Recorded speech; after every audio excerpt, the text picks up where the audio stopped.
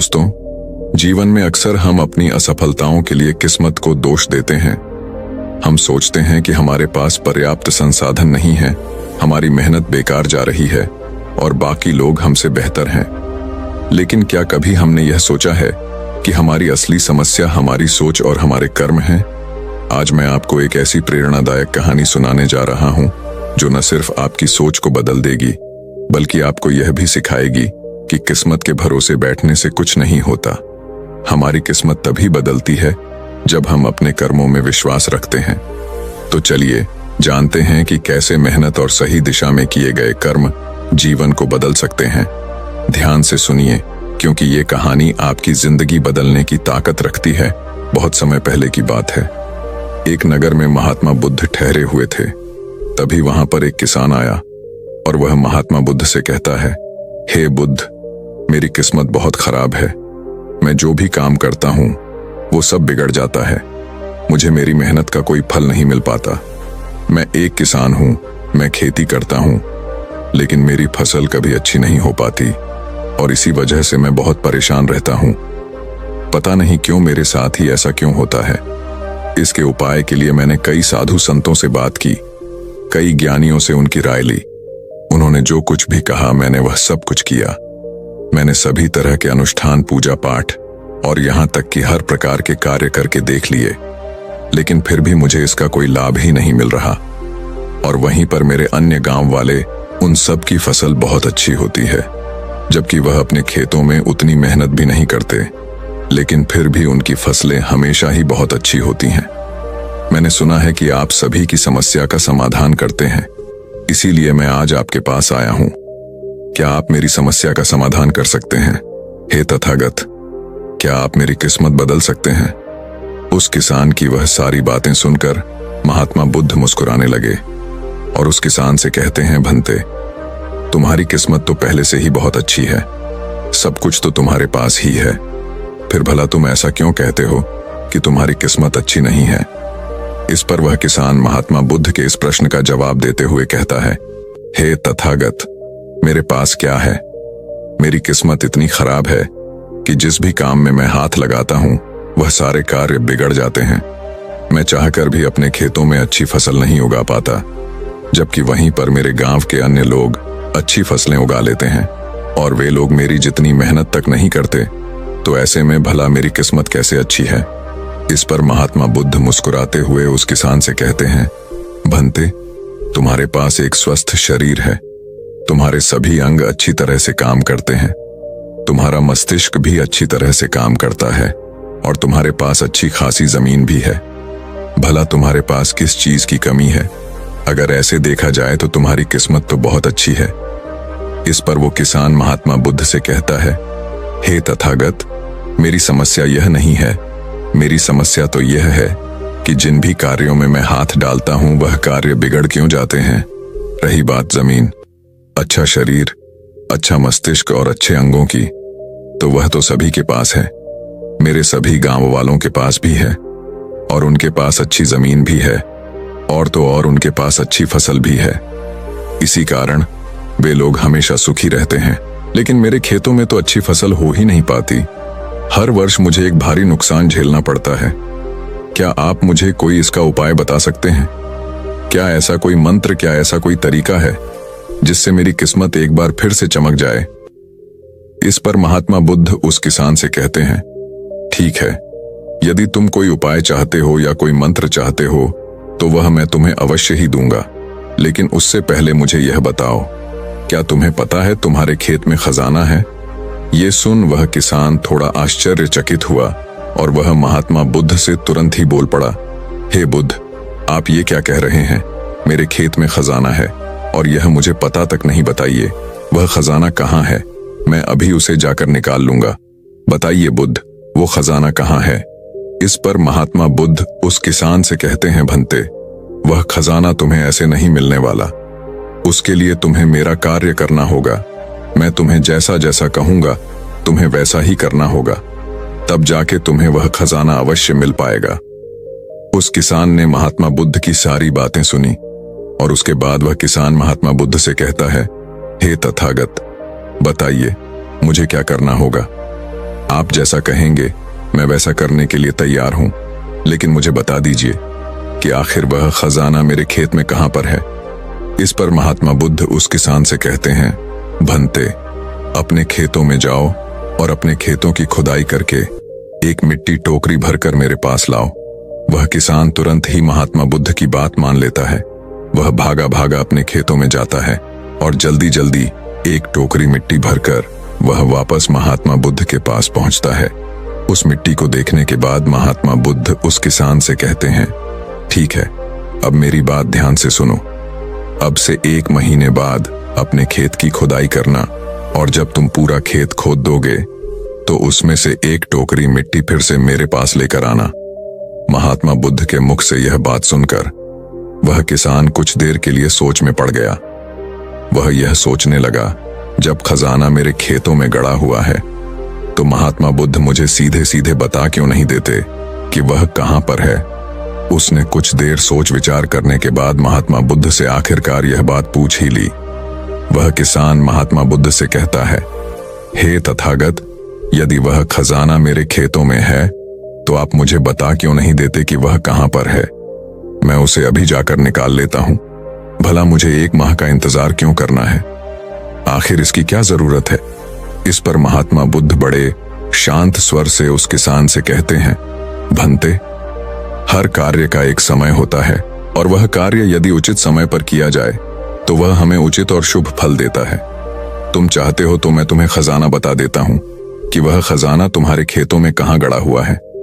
लेकिन एक पल के लिए यह भी सोच लो, अगर तुम अभी उस खजाने को पाने की कोशिश करोगे तो हो सकता है कि तुम्हारे हाथ तो कुछ भी ना आए। सोच लो, तुम अभी उस खजाने को पाना चाहते हो या 1 महीने के बाद। महात्मा बुद्ध के मुख से यह सारी बातें सुनकर वह किसान कुछ देर के लिए सोच विचार में पड़ गया और फिर वह महात्मा बुद्ध से कहता है, हे तथागत, आप जैसा कहेंगे मैं वैसा ही करूंगा। इतना कहकर वह महात्मा बुद्ध को प्रणाम करके वापस घर लौट जाता है। वह जैसे तैसे अपने मन को मार तो लेता है, अपनी इच्छाओं को दबा तो लेता है, किंतु अब भी उसका मन बहुत बेचैन था। वह उस खजाने को जल्द से जल्द पाना चाहता था। रात में उसे खजाने के सपने आया करते थे। वह दिन भर केवल खजाने के बारे में ही सोचता रहता था। जब भी वह खेत जाता तो एक किनारे पर बैठता और उस खजाने के बारे में सोचने लग जाता। दिन भर हर समय उसके मन में केवल खजाना पाने के विचार ही चलते रहते। वह यह सोचता रहता कि जब मुझे खजाना मिल जाएगा तो मैं तो इस नगर का सबसे अमीर आदमी बन जाऊंगा। मेरे पास सारे ऐशो आराम होंगे और मैं अपना जीवन आनंदमय बिताऊंगा। मुझे किसी चीज की कोई कमी नहीं होगी। देखते ही देखते ऐसे ही करीब 1 माह बीत गए और वह अपने खेतों में गया और उसने अपने खेतों में से एक टोकरी मिट्टी खोदी। उस टोकरी में भरकर वह महात्मा बुद्ध के पास पहुंचा और महात्मा बुद्ध से कहता है, हे तथागत, यह लीजिए एक टोकरी मिट्टी जो मैंने अपने खेत से लाई है। अब बताइए वह खजाना कहां पर है। इस पर महात्मा बुद्ध उस किसान से कहते हैं, क्या तुमने अपना सारा खेत खोद दिया? इस पर वो किसान महात्मा बुद्ध से कहता है, नहीं तथागत, आपने कहा था केवल एक टोकरी मिट्टी ही आपको चाहिए, इसलिए मैंने केवल एक टोकरी मिट्टी ही निकाली। भला उसके लिए मुझे पूरा खेत जोतने की क्या जरूरत है? बस आप मुझे यह बता दीजिए कि वह खजाना मेरे खेतों में कहां पर गड़ा हुआ है। मैं जाकर वहीं पर खोदूंगा और वह खजाना निकाल लूंगा। इस पर महात्मा बुद्ध उस किसान से कहते हैं, भंते, वह खजाना पूरा खेत जोतने से ही मिलेगा। यदि तुम अपना खेत नहीं जोतोगे तो वह खजाना कभी नहीं बाहर आने वाला। अब सोच लो तुम्हें क्या करना है। इस पर वह किसान एक बार फिर कुछ देर के लिए सोच विचार में पड़ जाता है और वह यह तय करता है कि वह जाकर अपने खेत को जोतेगा। इसलिए वह महात्मा बुद्ध को प्रणाम करके वापस घर लौट जाता है और अगले ही दिन वह अपना सारा खेत जोतकर एक बार फिर से एक टोकरी मिट्टी भरकर महात्मा बुद्ध के समक्ष पहुंच जाता है। तभी महात्मा बुद्ध उस किसान से कहते हैं, भंते, अभी तुम्हारा खेत ठीक से नहीं जोता गया है। जाकर एक बार फिर कोशिश करो, एक बार फिर अपने खेतों में हल चलाओ। इस पर वह किसान महात्मा बुद्ध से कहता है, हे तथागत, मेरे पास हल नहीं है, बल्कि मैं खुद से ही हल की जगह पर खेत जोतता हूं। इस पर महात्मा बुद्ध उस किसान से कहते हैं, कोई बात नहीं भंते, एक बार फिर परिश्रम करो। और इस परिश्रम का फल तुम्हें अवश्य मिलेगा। वह किसान महात्मा बुद्ध की बात मान लेता है और वह एक बार फिर से अपने खेतों में मेहनत करता है। वह एक बार फिर से हल चलाता है और एक टोकरी मिट्टी लेकर वह महात्मा बुद्ध के समक्ष फिर से उपस्थित हो जाता है। मिट्टी देखकर महात्मा बुद्ध उस किसान से कहते हैं, हाँ अब ठीक है, किंतु अब तुम्हें मेरा दूसरा कार्य करना होगा। इतना कहकर महात्मा बुद्ध उस किसान से कहते हैं, जाओ और अपने खेतों में उन फसलों की बीज डालो जिन फसलों को तुम उगाना चाहते हो। इस पर वह किसान थोड़ा अचरज में महात्मा बुद्ध से कहता है, हे तथागत, आपने तो खजाने की बात की थी, फिर बीच में यह फसल कहां से आ गई? इस पर महात्मा बुद्ध उस किसान से कहते हैं, भंते, अगर तुम्हें खजाना चाहिए तो तुम्हें मिट्टी में बीज तो डालने ही होंगे। इस पर वह किसान महात्मा बुद्ध से कहता है, हे तथागत, आप जैसा कहेंगे मैं वैसा करने के लिए तैयार हूं, किंतु यदि मैं अभी बीज लेने जाऊंगा तो वो मुझे महंगे पड़ेंगे और अभी मेरे पास इतना धन भी नहीं है।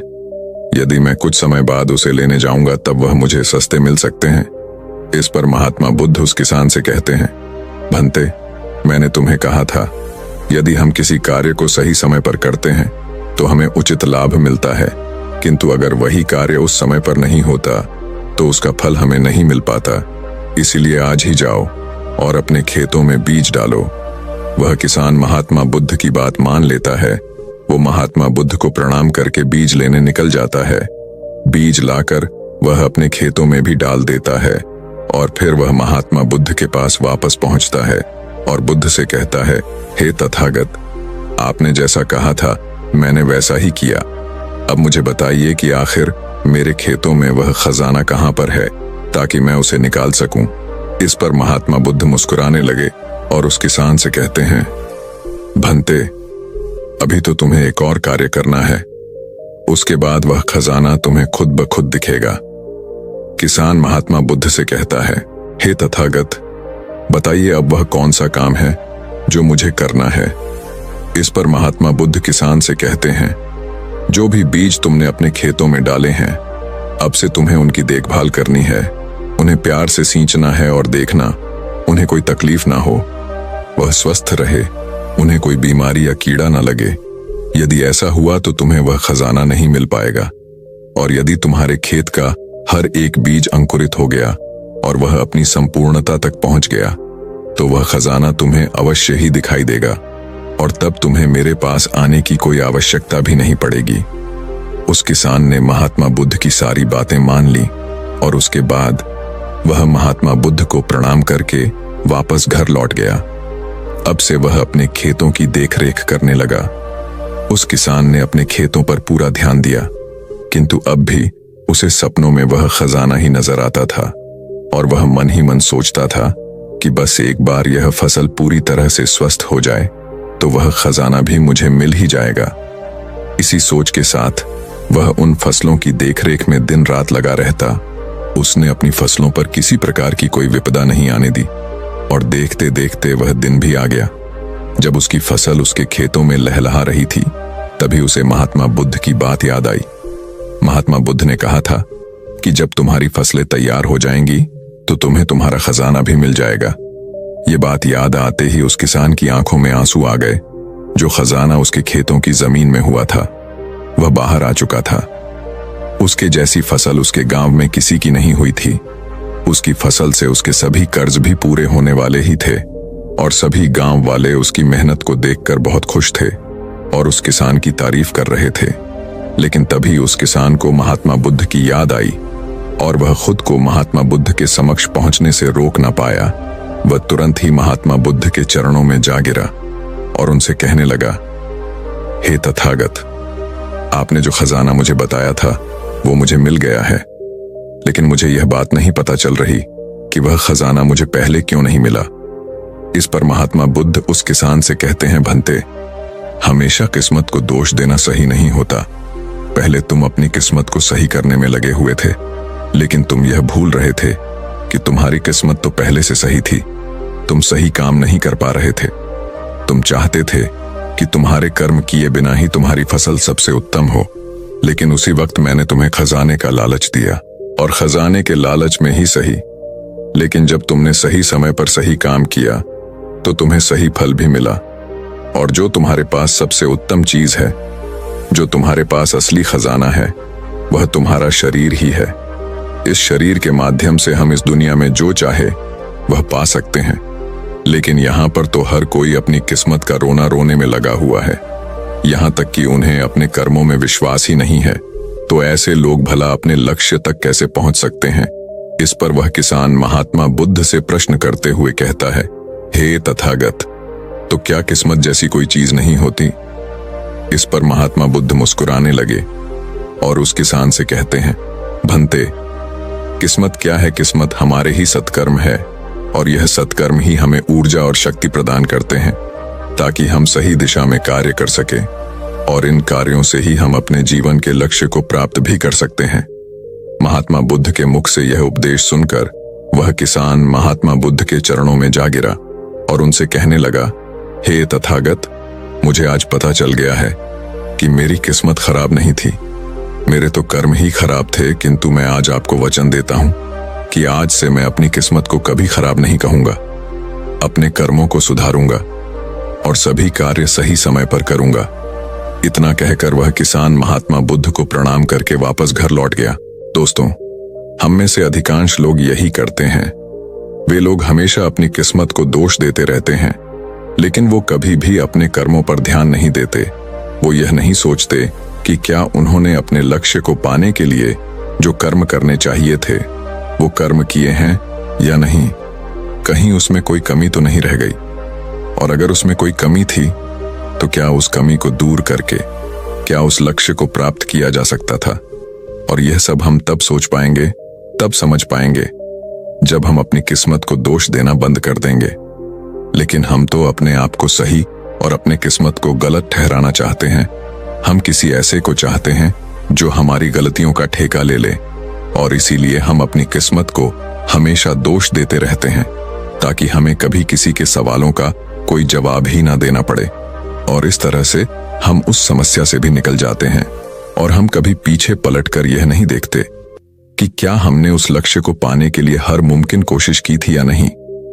हमसे कहीं पर कोई गलती तो नहीं हुई थी, क्योंकि हमें तो लगता है कि यह सब तो किस्मत का खेल है, और भला किस्मत से कौन जीत सकता है। आपने अपने आसपास भी ऐसे कई लोगों को देखा होगा जो लोग अपने लक्ष्य को प्राप्त ना कर पाने पर रोते हैं, चिल्लाते हैं, और जब उनसे कोई उनकी असफलता का कारण पूछता है तो वह यही कहते हैं कि वह तो मेरी किस्मत में था ही नहीं। लेकिन यहाँ पर आप एक वास्तविकता भूल रहे हैं। इस दुनिया में ऐसे कई सारे लोग हैं जो अपने कर्म पर ध्यान देते हैं। वह अपने कर्म को कभी नहीं छोड़ते, भले ही वह अपने लक्ष्य को पहुंच पाने में असफल हो जाए, लेकिन फिर भी वह अपने कर्म पर विश्वास रखते हैं।